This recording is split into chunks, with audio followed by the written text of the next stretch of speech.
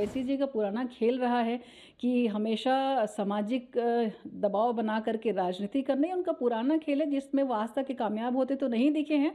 हाँ, लेकिन आज हमारे देश में औरंगज़ेब की जो परंपराएं हैं, अगर कोई सोचेगा कि उस परंपरा से हमारा भारत देश चले तो ये संभव नहीं है। देता है कि जहाँ ईडी की रेड पड़ी है वहाँ जा कर के दबावपूर्वक वहाँ के स्थानीय पुलिस को लेकर के ईडी पे दबाव बनाना, सहयोग नहीं करना और वहाँ से फाइल लेकर के भाग जाना। मुझे लगता है इतिहास में पहली बार ऐसा मौका है। मुझे लगता है अखिलेश जी को ये ज़्यादा पता होना चाहिए कि कहाँ कहाँ वो फर्जी वोट बना करके रखे हैं, और पता है कि जब ऐसा ये होगा तो फर्जी वोट जो उनके माध्यम से बनाए हुए हैं वो कटने वाले, शायद इसलिए शुरू से वो ब्लेम कर रहे हैं बीजेपी पे। ईडी एक स्वतंत्र जांच एजेंसी है और जिस तरीके से भ्रष्टाचार को रोकने के लिए उन्होंने हर जगह अपना काम बखूबी वो करते आ रहे हैं। और आश्चर्य तो इस बात का है कि किसी प्रदेश की मुख्यमंत्री को क्या ये शोभा देता है कि जहाँ ईडी की रेड पड़ी है वहाँ जा कर के दबावपूर्वक वहाँ के स्थानीय पुलिस को लेकर के ईडी पे दबाव बनाना, सहयोग नहीं करना और वहाँ से फाइल लेकर के भाग जाना। मुझे लगता है इतिहास में पहली बार ऐसा मौका है कि इस तरीके से किसी प्रदेश की मुख्यमंत्री ने इस तरीके से जो कृत्य किया है।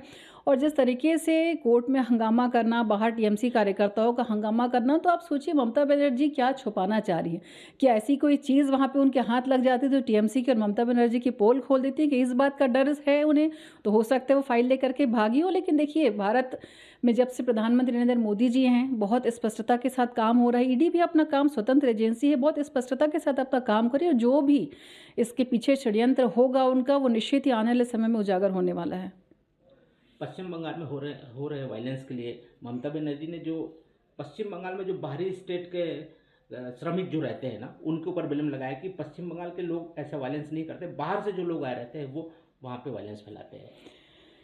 देखिए, शुरू से हमारे भारत में, और हम बात करें बाहर, लोग खाने कमाने बहुत सारे कामों के लिए बाहर जाते हैं, अलग अलग प्रोजेक्ट्स के लिए बाहर जाते हैं, और बाहर से आए हुए लोगों को तो हम अतिथि मानते हैं। उनका सम्मान करना, उनकी रक्षा करना किसी भी प्रदेश का पहला दायित्व है। और जिस तरीके से अपनी नाकामियों को ममता बनर्जी लगातार कभी सरकार पे, कभी प्रवासी मजदूरों पे डाल रही है, तो ये उनकी कमज़ोरी है। जो उनके अंदर से जो डर है कि आने वाले चुनाव में उनका सुपड़ा साफ होने वाला, इस डर से उलझुल बयान देना, उलझुल हरकतें करना, वो इसके आदी हो चुके हैं। उत्तर प्रदेश के सपा के सुप्रीमो अखिलेश यादव का ये एसआईआर को लेकर ये ब्लेम है भाजपा के ऊपर कि एसआईआर होने से पहले भारतीय जनता पार्टी को ये पता था कि उत्तर प्रदेश में कितने मतदाताओं के नाम कटेंगे। देखिए, एसआईआर को ये पहली बार हो रहा है ऐसा तो नहीं है, इसके पहले भी 8 से 10 बार एसआईआर हो चुका है। और वोटर्स का पुनरीक्षण करना मुझे नहीं लगता कहीं से कोई ख़राब बात है। जो रिकॉर्ड हमने बिहार में देखा, 64 लाख लोगों के नाम कटे हैं, जो किन्हीं की मृत्यु हो गई है, कहीं स्थानांतरित हो गई, विभिन्न विषय था। उसी तरीके से उत्तर प्रदेश की बात करें और रहा सवाल भारतीय जनता पार्टी का, तो इसमें विषय बहुत स्पष्ट है। मुझे लगता है अखिलेश जी को ये ज़्यादा पता होना चाहिए कि कहाँ कहाँ वो फर्जी वोट बना करके रखे हैं, और पता है कि जब ऐसा ये होगा तो फर्जी वोट जो उनके माध्यम से बनाए हुए हैं वो कटने वाले, शायद इसलिए शुरू से वो ब्लेम कर रहे हैं बीजेपी पे।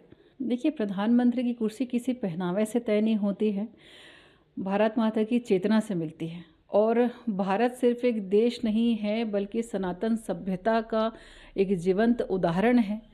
और बाबा साहब अम्बेडकर ने जब संविधान बनाया और सभी वर्गों को समान दर्जा उसमें दिया, निश्चित ही किसी समाज की बात अगर हम ना करें, लेकिन हाँ, एक चीज़ तो ज़रूरी है कि जो भारत के संविधान का जानकार हो और जिसे भारत माता का जयकारा करने में शर्म न महसूस हो, निश्चित ही वही देश का प्रधानमंत्री बनेगा और जिसे जनता का साथ और समर्थन मिलेगा। भारत की सभ्यता सदियों पुरानी है और आज भी अनेक देश हमारे भारत से जो उदाहरण लेते हैं वो अपने आप में एक मिसाल है। और मैं यही कहूँगी कि जिस तरीके से ओवैसी जी का पुराना खेल रहा है कि हमेशा सामाजिक दबाव बना करके राजनीति करना ही उनका पुराना खेल है, जिसमें वो आज तक के कामयाब होते तो नहीं दिखे हैं। हाँ, लेकिन आज हमारे देश में औरंगज़ेब की जो परंपराएं हैं, अगर कोई सोचेगा कि उस परंपरा से हमारा भारत देश चले तो ये संभव नहीं है।